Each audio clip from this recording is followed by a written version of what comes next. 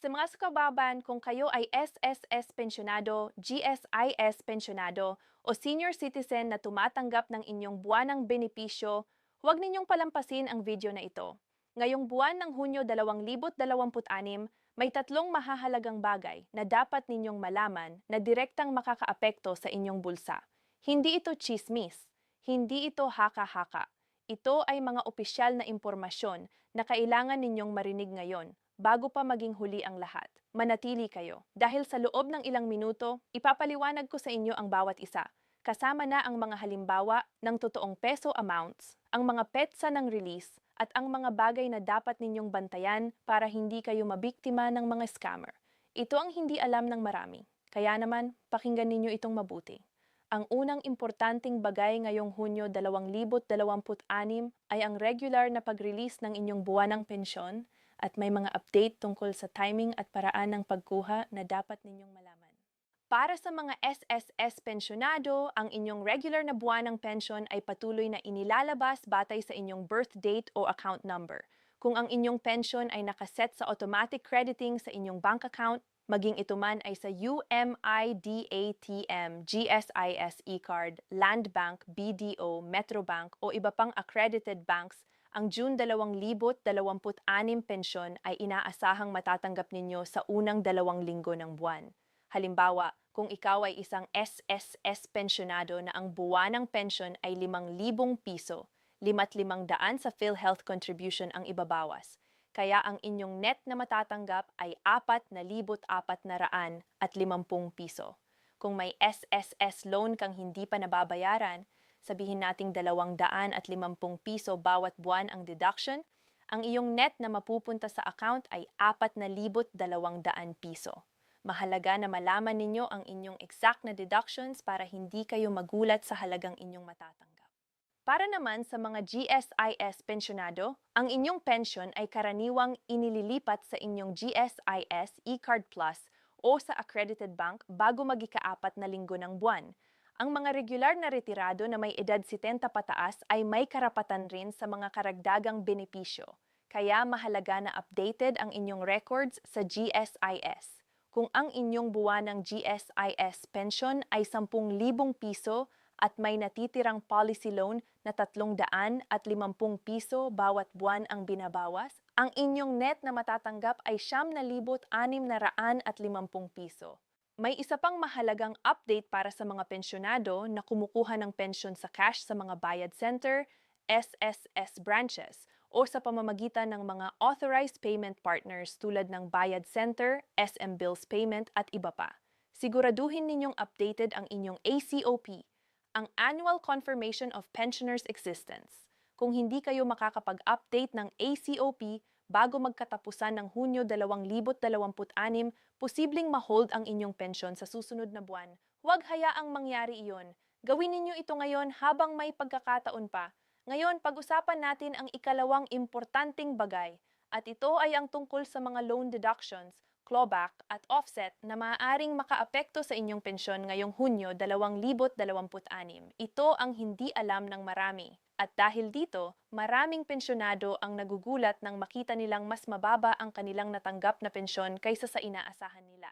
Ang clawback or offset ay nangyayari kapag may utang kayo sa SSS o GSIS. Maging ito man ay salary loan, emergency loan, calamity loan o iba pang programa, at hindi kayo nakakabayad ng regular.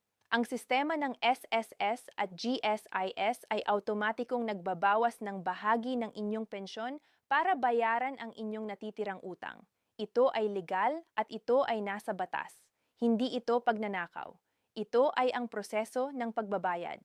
Halimbawa, kung ikaw ay isang SSS pensyonado at ang iyong buwanang pensyon ay 6,000 piso, ngunit may natitirang SSS salary loan na 30,000 piso ang hindi pa nabayaran, ang SSS ay maaaring magbawas ng 500 hanggang 1,000 piso bawat buwan bilang amortization. Kaya ang iyong net pension na matatanggap ay magiging 5,000 o 5,500 piso lamang.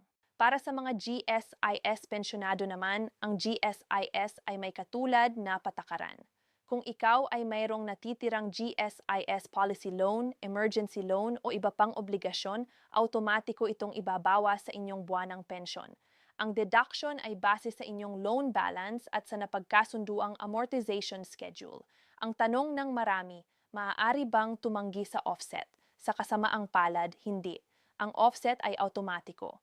Ngunit ang mabuting balita, maaari kayong makipag-usap sa SSS o GSIS para sa loan restructuring o para sa mas matagal na repayment period na nagpapababa ng buwanang deduction. Gawin ninyo ito.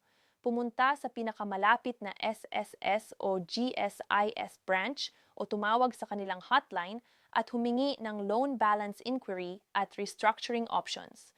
Pakinggan ninyo itong mabuti. Ang pinakaimportanting bagay dito ay ang transparency. Alamin ninyo kung magkano talaga ang inyong buwanang deductions para hindi kayo magulat. Huwag hayaang ang hindi pagkaalam ang maging sanhi ng inyong pagkabigo. At ngayon, narito na ang ikatlo at pinakamahalaga, ang ikatlong importanteng bagay na dapat ninyong malaman ngayong Hunyo 2026. Ang pamahalaan ay patuloy na nagpapatupad ng mga programang tumutulong sa inyo bilang mga senior citizen at pensyonado. At ngayong buwan, may mga espesipikong benepisyo na dapat ninyong abangan at kunin. Una, ang social pension para sa mga indigent senior citizens na itinataguyod ng DSWD. Kung kayo ay may gulang na 65 taon pataas at kabilang sa listahan ng mga indigent senior citizens sa inyong barangay, mayroon kayong karapatang tumanggap ng 500 piso bawat buwan bilang social pension. Ito ay binibigay ng DSWD sa pamamagitan ng inyong lokal na pamahalaan. Kung hindi pa kayo nakakatanggap nito, pumunta sa inyong barangay hall o munisipyo at magtanong kung paano kayo maisasama sa listahan. Ikalawa, ang PhilHealth Hospitalization Benefits. Mga kababayan, bilang pensyonado o senior citizen na nagbabayad ng PhilHealth contribution sa pamamagitan ng inyong pension deduction, may karapatan kayong gamitin ang inyong PhilHealth para sa libreng ospital na serbisyo. Ngayong Hunyo 2026, patuloy ang pagpapatupad ng PhilHealth Outpatient Benefit para sa mga miyembro. Gamitin ninyo ito. Huwag kayong mag-atubiling pumunta sa ospital na kabilang sa PhilHealth Network kung kayo ay may karamdaman. Ikatlo, at ito ang pinaka-exciting na balita ngayong buwan, ang mga lungsod at munisipyo sa buong Pilipinas ay nagpapanatili ng kanilang mga programa para sa mga senior citizen tulad ng birthday cash gifts, libreng gamot, at iba pang lokal na benepisyo. Ang batas ay nagsasaad na ang bawat senior citizen ay may karapatang matanggap ng minimum na 1,000 piso bilang birthday cash gift mula sa kanilang lokal na pamahalaan. Kung hindi pa ninyo natanggap ito, makipag-ugnayan sa inyong Office for Senior Citizens Affairs o OSCA sa inyong munisipyo. Ngayon, may importanteng babala na kailangan nating pag-usapan at sana ay maibahagi ninyo ito sa lahat ng inyong kakilala. Mga kababayan, sa panahon ngayon, maraming mga scammer at manloloko na nagtatarget sa mga pensyonado at senior citizens. Nakakalungkot isipin, ngunit totoo ito. May mga taong nagmamarunong, nagtatawag at nagpapakilalang empleyado ng SSS o GSIS at sinasabi sa inyong may special release ng dagdag na pensyon o bonus. Ngunit kailangan raw ninyong magbayad ng processing fee o kailangan raw ninyong ibigay ang inyong ATM PIN o account number. Pakinggan ninyo itong mabuti. Ang SSS, GSIS at DSWD ay hindi kailanman hihilingin sa inyo ang inyong ATM PIN, password o anumang personal na impormasyon sa pamamagitan ng telepono, text message o social media. Huwag ninyong ibigay ang inyong personal na impormasyon kahino paman. Kung may tumawag sa inyo at nagsabing may benepisyo kayong makukuha ngunit kailangan muna ninyong magbayad, iyan ay scam. Agad na iulat sa SSS, GSIS o sa inyong lokal na pulisya. Ang inyong pensyon ay hindi nangangailangan ng bayad para makuha. Ito ay inyong karapatan. Ito ay resulta ng inyong mga taon ng pagtatrabaho at pagbabayad ng kontribusyon. Walang sino man ang may karapatang kunin iyon mula sa inyo. Mga minamahal na kababayan, sa huli, nais kong sabihin sa inyo ang isang bagay mula sa puso. Ang bawat sentimo ng inyong pensyon ay hindi regalo. Ito ay ang prutas ng inyong pagsusumikap, ng inyong pagtatrabaho ng matagal na taon, ng inyong mga araw na puno ng pagod at sakripisyo, ng inyong puso na ibinuhos sa inyong trabaho at sa inyong pamilya. Ang pensyon na inyong natatanggap bawat buwan ay patunay na ang inyong mga nagdaang taon ay hindi nasayang. Kaya huwag kayong manghina, huwag kayong magpababa sa mga taong nagtatangkang lokohin kayo o gawing maliit ang inyong dignidad. Kayo ay karapat-dapat sa respeto, sa dignidad at sa bawat piso ng benepisyong inyong tinatanggap. Tandaan ninyo, ang inyong pensyon ay inyong karapatan, ipaglaban ninyo ito, abangan ninyo ito, at gamitin ninyo ito ng may kaalaman at karunungan.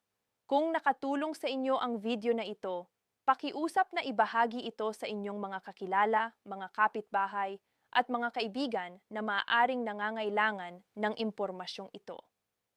Maraming mga pensyonado ang hindi nakakaalam ng kanilang mga karapatan. At sa pagbabahagi ng video na ito, maaari kayong makatulong sa kanila. At kung hindi pa kayo nakasubscribe sa aming channel, pindutin na ang subscribe button at ang bell icon para hindi kayo mapalampas ng mga susunod na importanteng update. Patuloy kaming magbibigay ng totoong impormasyon para sa inyong kapakanan. Maraming salamat sa inyong oras at tiwala, mga kababayan. Ingat kayo palagi, alagaan ninyo ang inyong kalusugan, at nawa ay patuloy na palakasin ng Diyos ang inyong katawan at kalooban ngayong Hunyo 2026 at sa mga darating pang buwan. Hanggang sa muli.